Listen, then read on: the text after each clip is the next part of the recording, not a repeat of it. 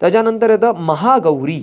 आता हा महागौरी स्वरूप सुद्धा महागौरी स्वरूप असं काय आहे, आता ह्याच्यामध्ये ही एकच दाखवलेली आहे, तुम्हाला फोटोमध्ये एकच दिसेल, पण या महागौरी स्वरूपामध्ये ती पूर्ण फॅमिली सोबत आहे. म्हणजे महागौरी, गौरी म्हणजे काय, तर गौरी म्हणजे पार्वतीचं एक नाव आहे गौरी, महा म्हणजे महादेव, महादेवांची हा, गौरी. महादेवांची गौरी. तर ही पूर्ण फॅमिली सोबत बसली आहे, एक आई आहे, एक फॅमिली फोटो नाहीये हा, असं नका समजू, पण शब्दामध्येच असं आहे की महागौरी, कारण हे वर्णनच आहे ह्याच्यामध्ये पूर्ण महागौरी या स्वरूपामध्ये. त्या दिवसामध्ये देवी शिवशंकर, कार्तिकेय स्वामी, गणपती आणि स्वतः असे ते पूर्ण फॅमिली एकत्र आहे. कार्तिकेय स्वामी येत नाही बरं का जास्ती देवीकडं, मी मागच्या ह्याच्यामध्ये सांगितलंय, पण सुद्धा तिथं कार्तिकेय स्वामी सुद्धा आहेत आणि गणपती सुद्धा आहेत आणि त्यासोबत शिवशंकर सुद्धा आहेत.